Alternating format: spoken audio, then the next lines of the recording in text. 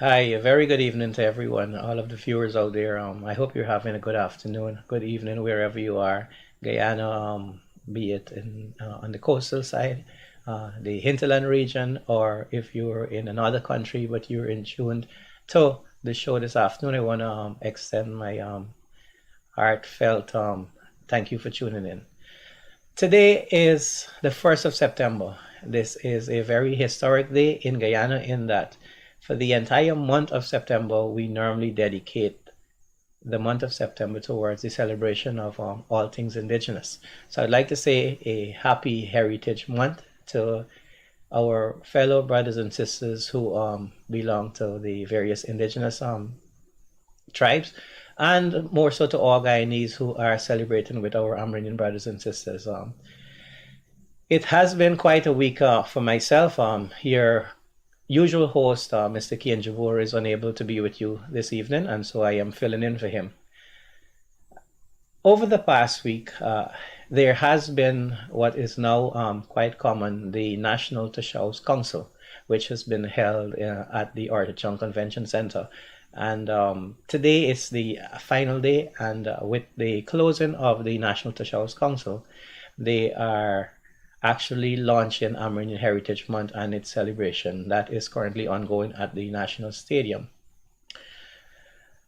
For many Guyanese out there, the National Social Council is something that maybe only exists by name. And for far too long, we have not paid enough attention. This has been my third National Social Council which I have attended, and I can say that it has been an event that is growing. It is an event that has taken the attention of the government and more so of the general and wider public out there, and not without reason. The Amerindian or Amerindian/indigenous population is currently about 11 to 13% of our national population, and there is where the trick lies, because this is a key demographic. It is one of the few demographics, the Amerindian population and the mixed race population, one of the two demographics that is actually growing in Guyana.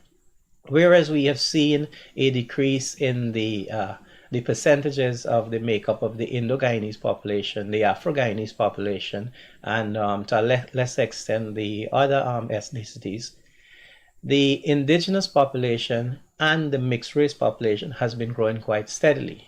As a result, there is no single ethnic group that can win you an election, and this is why all of this attention is being placed to both of these groupings, but because we're in September, more so to the Amerindian population. Any government or any political party that is worth its weight in salt would want to tap into this population, and this is something that we have seen a huge effort being made by the current government when they were in opposition and now that they're in government, but also we see in the other major parties looking to hold on to their supporters in this grouping. So for the past 5 days, the National Tashaus Council, along with the Ministry of Amerindian Affairs, would have hosted representatives of all of the villages where they are Amerindians and or have Amerindian populations living inside. And we have seen an increase in the number of villages that has moved from over 80 to 243 currently. That is quite a lot, and they do represent persons from all over Guyana, not only of indigenous makeup, but persons who may be from the coastline that are living in these hinterland areas. So it is very important for us to be aware of what are the needs, be aware of where we can improve the lives of our fellow brothers and sisters who live in the hinterland and riverine areas. And this is something that the government is currently doing. I must say from the beginning, for someone who has attended, because it is for me to gain knowledge of issues affecting my peoples, both indigenous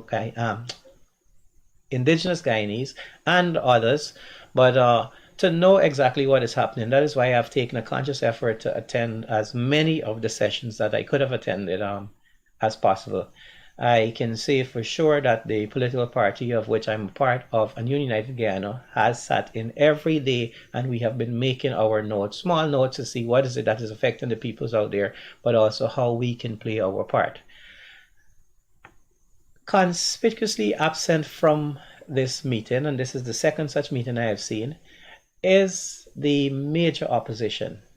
Yes, I do understand that there are issues with regard to how the indigenous populations and their issues are dealt with by the preceding government and this one.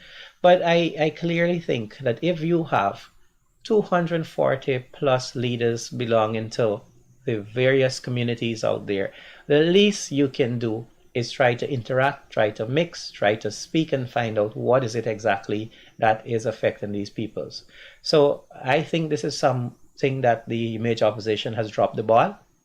And I know even though the government may not have officially invited them to be a part in the planning of the activities, I know no one was prevented from attending and from interacting with the various leaders out there.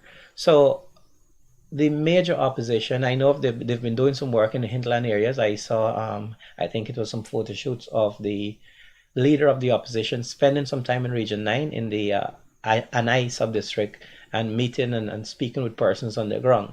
Yes, but even though I support such actions, I do believe that when you have 240 leaders or more of all of the various communities out here on the coast interacting, highlighting the issues that affect them and their problems, the least we can do is at least listen.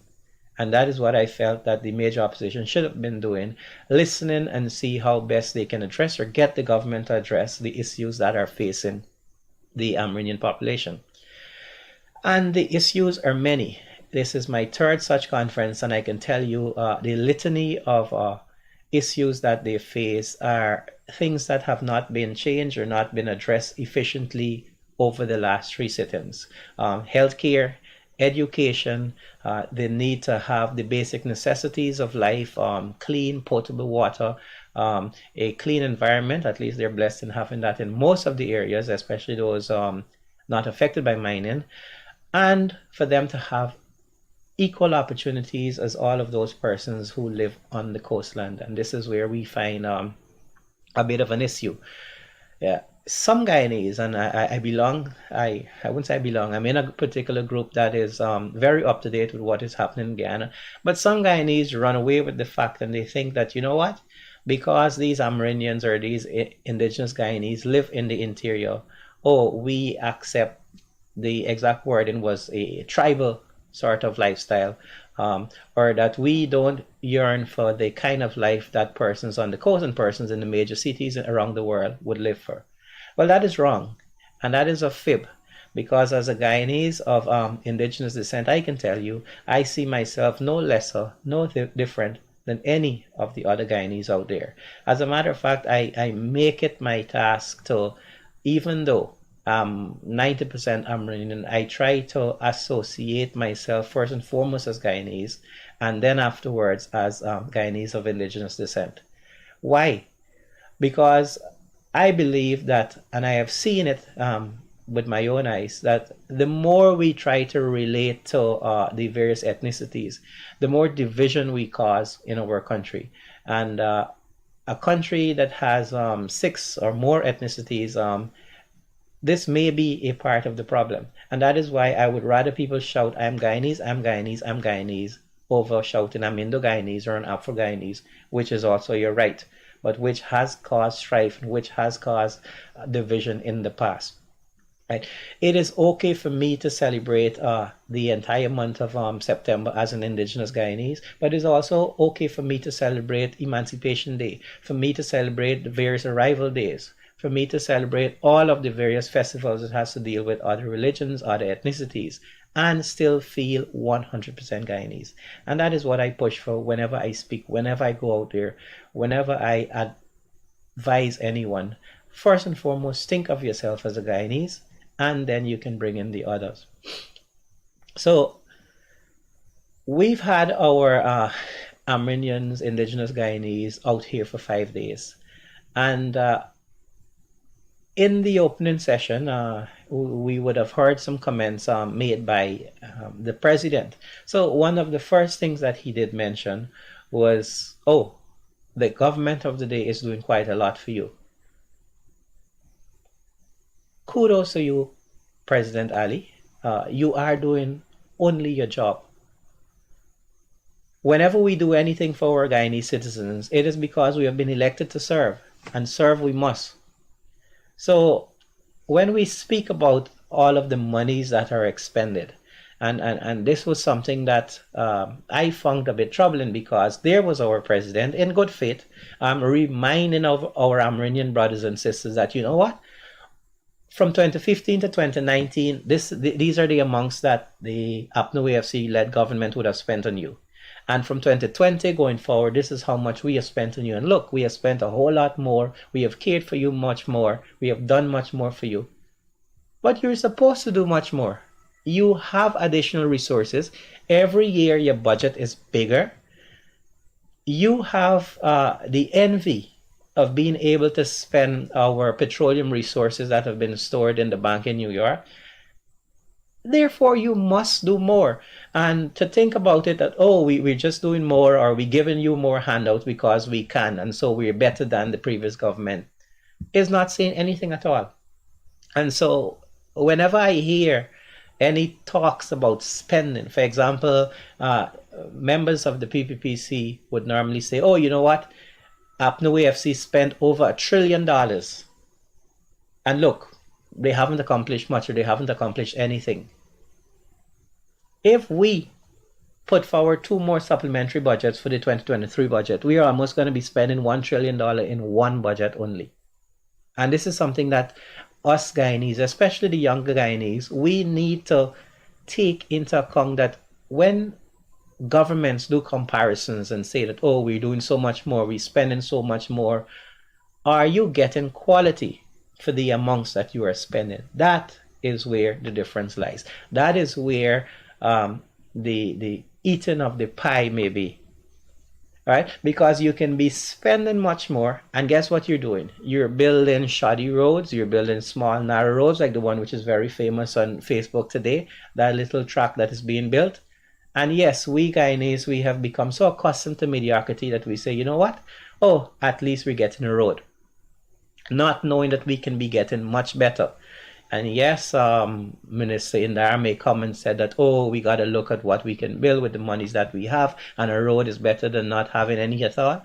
But if we have adequate forward planning and forward thinking, then these issues should have already been resolved, or should have been adequately planned for. So when we say we're building roads, we're improving the water supply, these are all good things. These are things that we must take our hats off to the government for. But it's not to praise them because, oh, they came in like saviors, they came in like knight in shining armor. We need to praise them for doing their work that they were elected to do. And this is where we need to be very careful.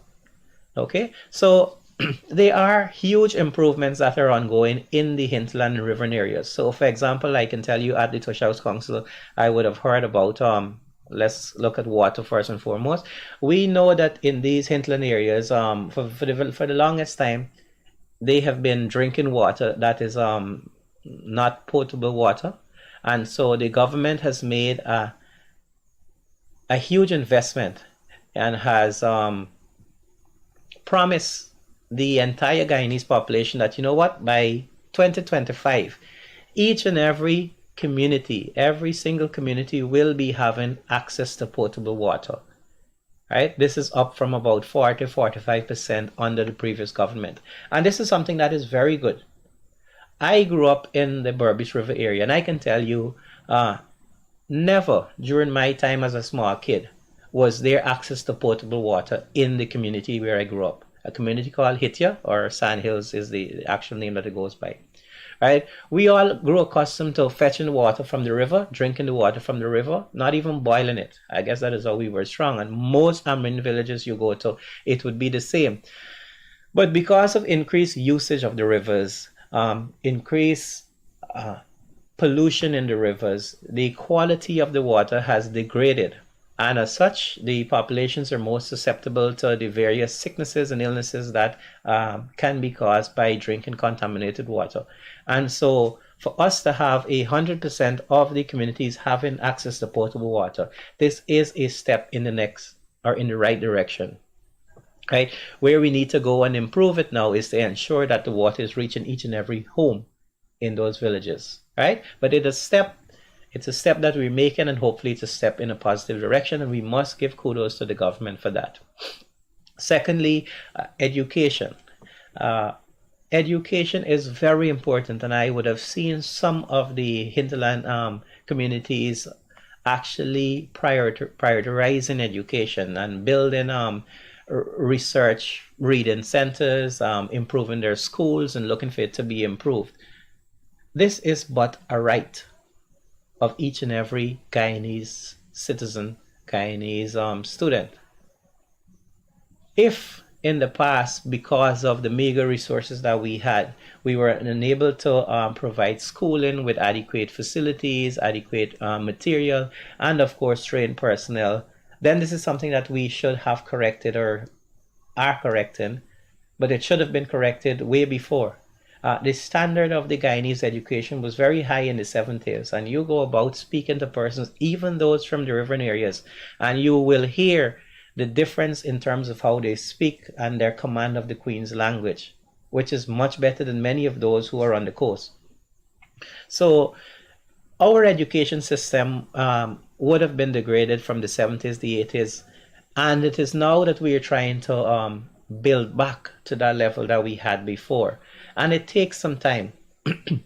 We have to ensure that the facilities are there. And there I was listening to the Honorable Priya Mani-Chan speaking, and I think she has quite a good grasp of her ministry and of the work that is being done. She of her own would have mentioned that for some of the hinterland students, and this is something that I found quite interesting, she tries to find time to spend a lunch hour at the various schools in Georgetown where they are students, and when she goes into the interior to sit and eat and interact with the students. And this is something that is very good. So there is a lot of work that is being put in, and it is for us, different policy makers, persons who belong to the various political organizations and non-governmental organizations, it is for us to work in tandem with the government and with the education ministry to ensure that the best is being given to our students and our future leaders. What is not openly known or not openly displayed is that the results, when you do compare persons who live in the hinterland and riverine areas with those on the coast, you would see huge differences in the results. And it's because of the lack of proper facilities, materials in terms of teaching, reading material, etc. And of course, having skilled personnel available. Many persons in the hinterland regions, they don't have the same opportunities, and as such, their performance is not the same, it's not on par. So you find many more persons in the hinterland regions, for example, not passing math or English at the common entrance level, at the grade 6 level. Right? And this is not news. NSERT has all the numbers, but they don't normally break down the results and share and tell you that, you know what, 3 or 5 persons only pass math in a region. But that is the actual truth. And this is the kind of dissection of the results that we need to do, because if we don't, then we would not actively look to address those issues that are facing our brothers and sisters in the hinterland region. So when the government is saying that, yes, we're building new schools, we're training so many teachers, how many are going back to the interior? And what are you doing to keep them in the interior, to keep them, make them want to remain there? For example, I work in the health industry, and many doctors, they don't want to go back into the hinterland region. Why? They get accustomed to the life on the coast. They don't have the same amenities in the hinterland as on the coast. The prices for items are much higher in the hinterland, and if you gotta go and buy stuff and using your meager salaries that you're being paid, there's no reason for you to want to go in the hinterland unless you belong or are from that area.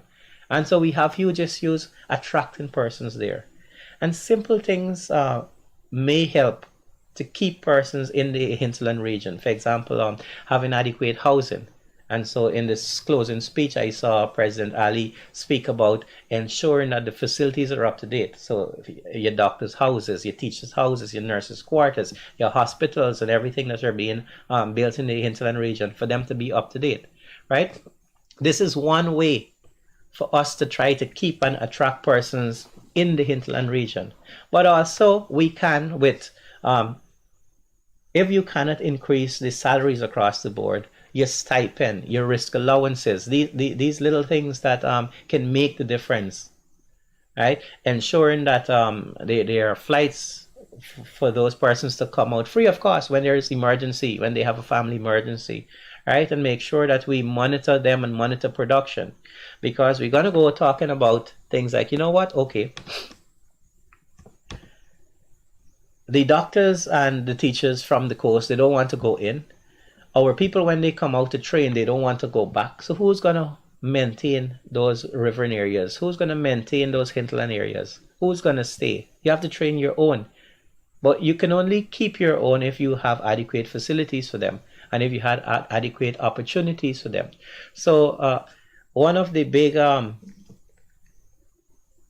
positives that was initiated under it was under the APNU FC government, and I think it was Cathy Hughes's ministry that was looking at the implementation of the ICT hubs. And so there was a number of these hubs that were to be set up. Of course, we were unable to get all of those hubs set up under the APNU AFC, and even up to now under the PPPC, there are still some that are lacking, right? But that was a step in the right direction. Again, looking at bandwidth and connectivity and these things which can be improved upon later. I guess getting the start is much important, or most important. But for those persons living in those hinterland areas, having simple access to the internet, something that we take for granted here on the coast, it makes a huge difference. I can give you my little boy story. We had the riverboat that was running up the Berbice River. It went up on Tuesday and came back on Wednesday. And every time it went up, it would bring newspapers for my dad, who was the headmaster at San Hills Primary.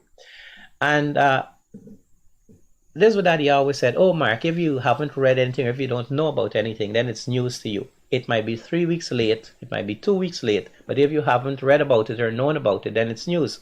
And so I found myself reading all of those newspapers front to back, every single thing, including classified ads and pen pals. And I guess that is what helped me in the long run in terms of my development, my reading ability, and my ability to speak with persons and stuff. And not everyone has access to the same. Not everyone has a father who is a headmaster and would get newspapers up or get encyclopedia or something for you to read. Many other persons, they don't have access to the print material. Right? But guess, with the internet and connectivity, they're able to access the internet, and they're able to maybe not always read, but they can see stuff. They can go on YouTube, they can go on the various websites, and they can be able to learn. And this is something that is positive. As a result, many persons from those areas have signed on to the gold programs, the various gold programs. And so we're having more persons being trained using these internet connectivity way in the interior. And yes, the quality may not be the same and access may not always be available. For example, the gold hours, depending on which classes you're in, may run at some weird hours and you may not be able to access it. But this is a step in the right direction. Another innovation that I see that is being put out there, and it was a promise to the entire indigenous population and indigenous / hinterland riverine areas, is that we're going to give each and every family some lights, some solar lights. I think it was up to 150 watts, which is not much compared to what we use here on the coast. But simple things like having 2 bulbs inside your house in the hinterland area can make a huge difference. All right, and I bring back my little story here because I can relate to how other persons are out there. So we had these little lamps, these little kerosene lamps that you had a wick on it. And I shared a bunk bed with my brother. He would sleep on top, I slept at the bottom. And there I was, leaning over, reading, and so the soot always blackened my nose. And so when I woke in the morning, my mom would say, "Son, you were reading quite late," and I want to know how. And she's like, look your nose, it's full of soot." But that was my little way of trying to get as much out of the material that was wrong for me. Now, in this day and age, access to electricity is much easier.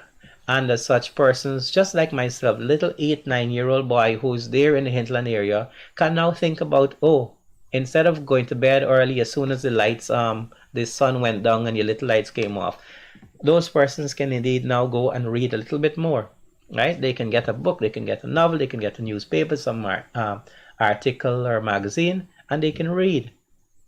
And with solar lights, it's gonna last maybe the entire night. You can read, you can study as much, so your performance can be improved, right? And those are the little things that make a difference. Having potable water, having electricity, having adequate reading material, right? These are the things that will change our future, right? Another area that was looked at is the agriculture sector.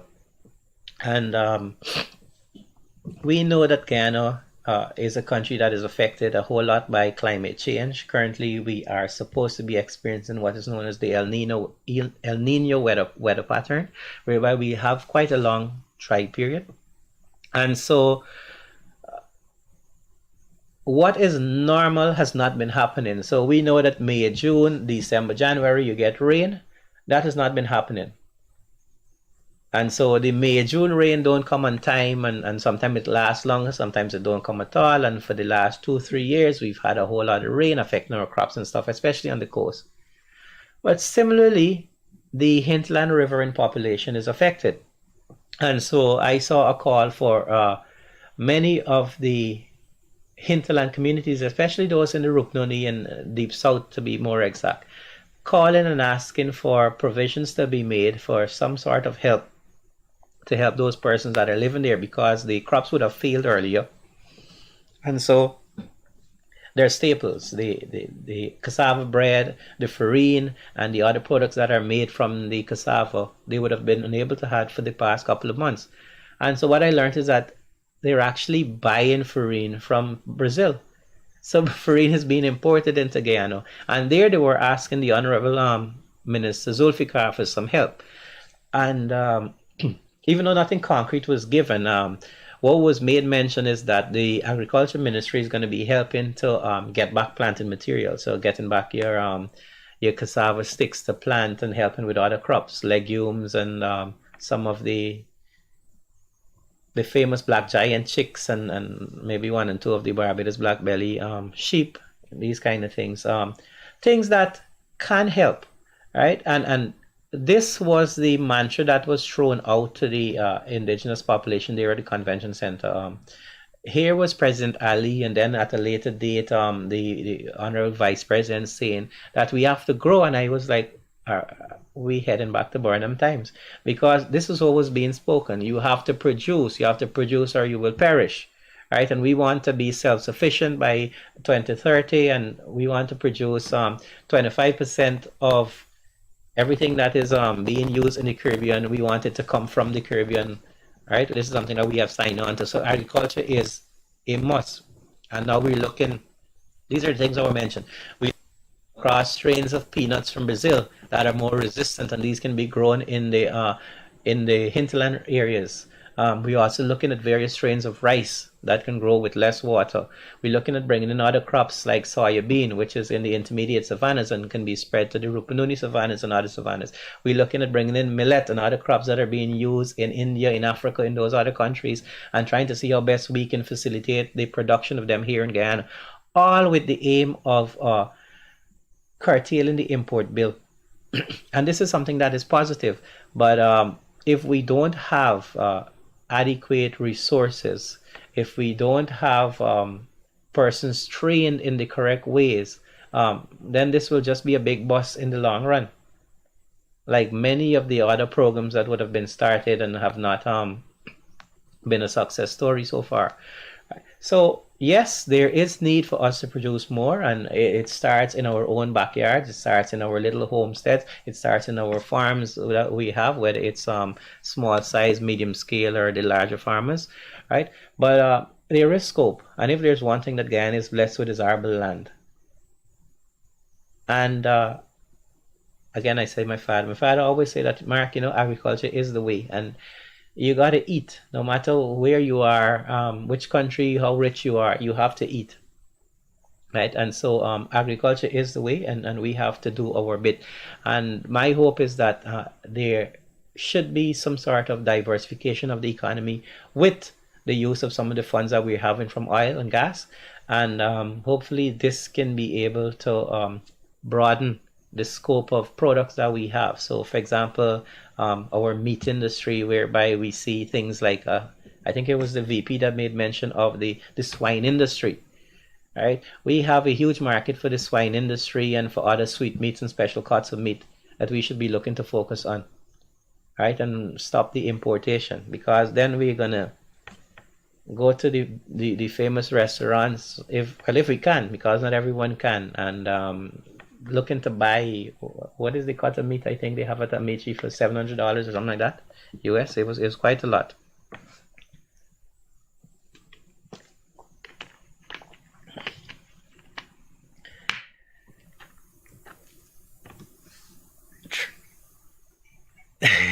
Yeah, the Wagyu steak, right? It had quite a huge price, and there was an uproar about it, but everyone cannot afford it. And so this is something that I want to see. I don't like us being second-class citizens in our own country. And this is what I was coming to. Even though we have these additional resources from the oil and gas industry, we have to make sure that I want to use the word filter down, but for it to get to the entire population. And the trickle-down economics has clearly now worked, and we have to look and see how we can improve the standard of living of many of our persons living in Guyana, right here in Guyana. So there I was sitting in the conference center, and I was looking at certain things, and I was thinking in my own head, okay, so there we had all of our ministers and their various aides who came in, made presentations, and they were all decked out quite neat in their fancy suit and ties, and all their aides and stuff. They were well dressed, and everyone looking smart. And there were my traditional indigenous Guyanese brothers and sisters, and they were humbly dressed. And the meals were humble at the very best, and they were very thankful for being there, and this is a characteristic of our people. They're very thankful for the little bit that is given, and clearly, governments of the past have taken advantage of this, right? And they have used the humbleness of the indigenous riverine population for their own good and against the good of the general population there, right? And so we have seen something like what happened in the past. They come in as saviors. They give a couple of trinkets. So they give you a tractor and a trailer here. They give you some seeds. They repair your stelling or your wharf. And you feel that the government is doing so much for you, when really and truly they should be doing much more. Right? Atoshao in the meeting asked, and this one made me laugh, and I had to clap when everyone else clapped, for Toshaos who would have served previously, because they would have served their community and some with distinction, they were asking for something similar to what the president and the mayor and some of the ministers would have had. Well, I know the old mayors and the president. So they were asking for a percentage of the salary of a sitting Toshao for them to get some pension. We know that the president, for example, all previous presidents are getting, I think it is 2/3 of a sitting president's salary, and something similar for the mayor and for the prime minister they would have put in. So the Toshaos are now asking for it. because some of them, their stipend would have been elevated to 40,000, which is abysmal to begin with. Let me tell you why. Tushaws, vice tushaws, and senior village councillors, they have a never-ending job. Their job is to take care of the village. They are the village leaders. They are the village police, man and woman. And they are the village drivers. They ensure that if anything is wrong with anything in the village, they have to take care of it because they're the administrators. It is a full-time job. And for them to be given a meek 40,000 is I pass. If you were given part-time workers 40,000 for working 10 days, many of those persons who don't perform anything or do anything worthwhile with that time, and you have a Tushaw who is working 24 hours a day, round the clock for the 3 years that they are elected. Yes, they did ask to be elected, but you really need to do something more for them. Right? And I remember when APNU came into power and they said, oh, we're going to improve our salaries by 40, 50% so that we may not be involved in corrupt practices. When you give a village leader, a Tushaw, vice Tushaw, senior council, man or woman, such small allowances, it breeds room for corruption. And there are corruption. There has been examples of corruption at the village council level, right? And you hear about it all the time. So we need to acknowledge them for the work that they're doing. We need to improve their remuneration that they're getting, and we need to hold them accountable for everything, right? And the only way that is going to happen is if we have some form of transparency in terms of governance at the village level. And I can tell you that the Tushaws, or the village leaders, they have such an important role because their people listen to them and listen to what they say. So, for example, many of the villages, and I'm very, very sure about this, that would have sent out representatives here, did not get a chance to consult with those representatives. And so many of the leaders came, and because this may be the first, second, or third time that they're here, they're accustomed to what a Tushaw conference is. Right? And they would go back, they would take in, it's a whole lot of information, too much for any one person to take in over 5 days, I may tell you. And so you would need help. You would need help getting all this information, disseminating this information, and sharing it with your village population. You have to be a really good Tushaw with a very good memory, and hopefully to have been taking a lot of notes for you to share everything that was discussed. And this is where our leaders use this to the advantage, knowing that not all or many of the Tushaws are highly qualified in what we would say traditional education, and as such, because they're humble people, they normally tend to listen to what is it that our leaders say, and so they hardly question. And because of this, we try to, I would put it bluntly, stuff things down their throat. But that is changing. I'm a living example of it, because you have Amerindian persons now who are better qualified, more educated, and can ask questions. And so an important aspect of this Tushaw's conference is the revision of the famous Amerindian Act of 2006, a landmark piece of legislation, by the way, something that many countries in Latin America included, which have large native populations, are looking into and trying to see if they can bring something similar into their legislation.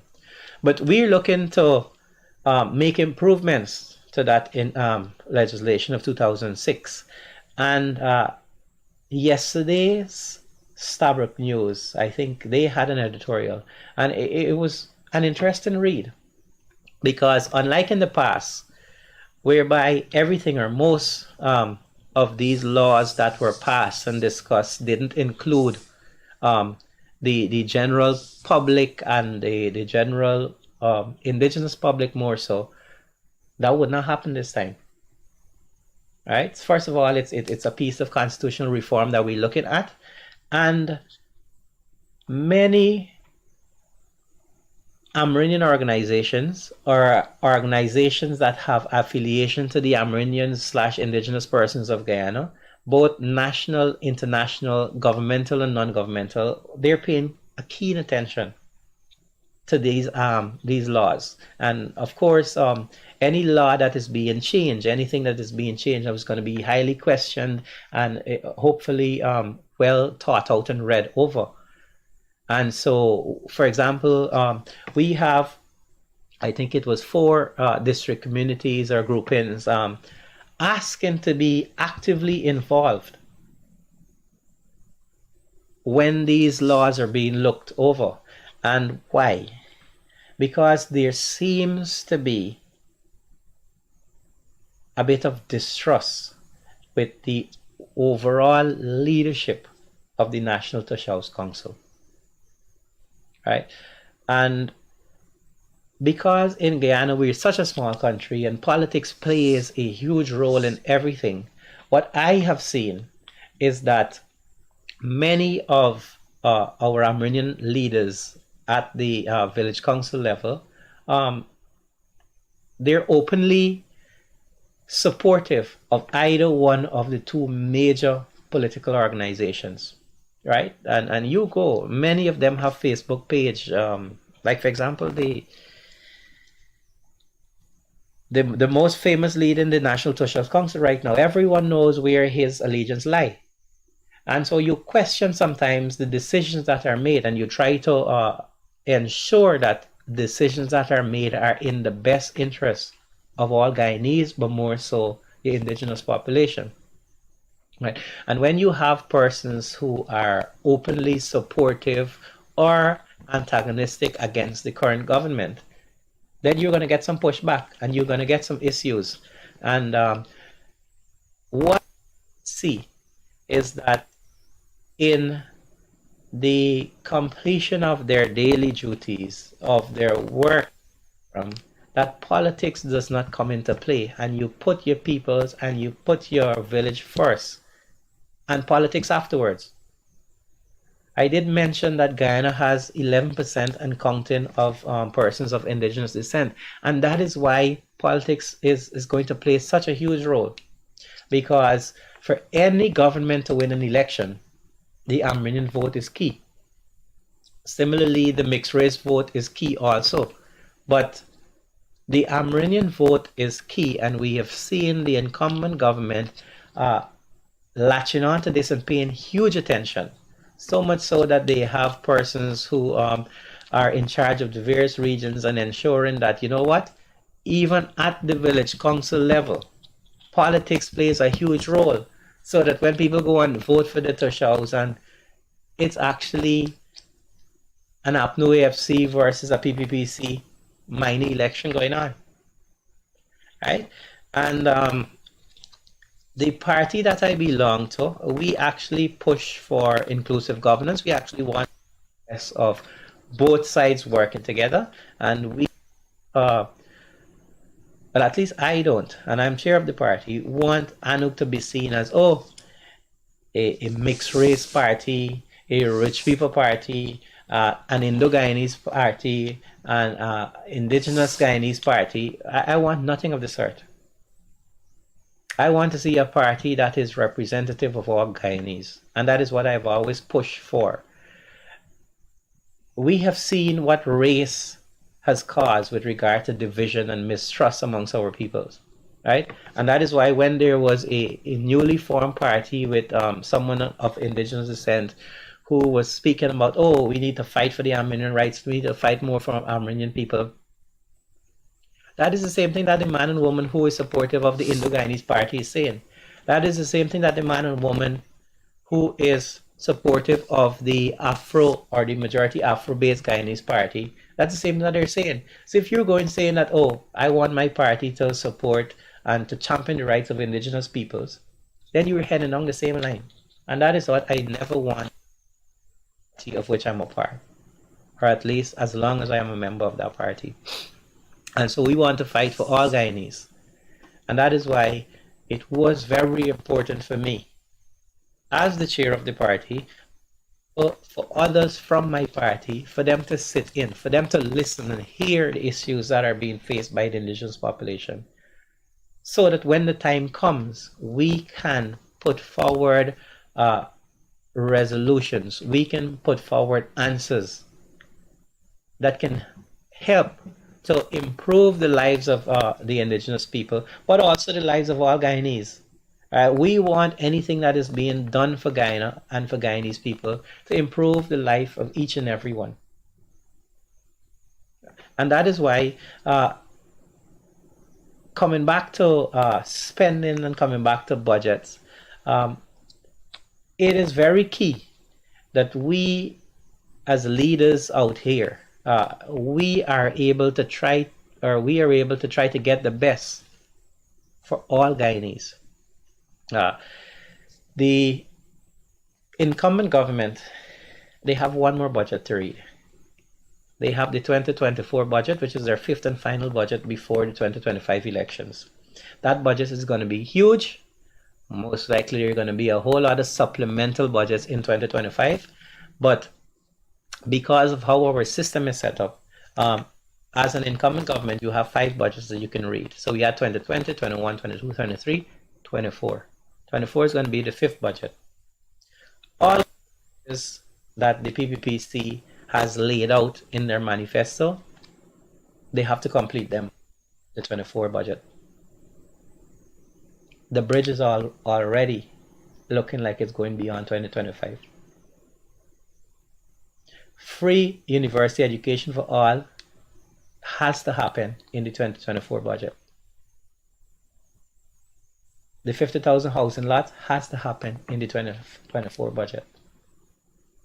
All of those promises will have to happen by the 2024 budget.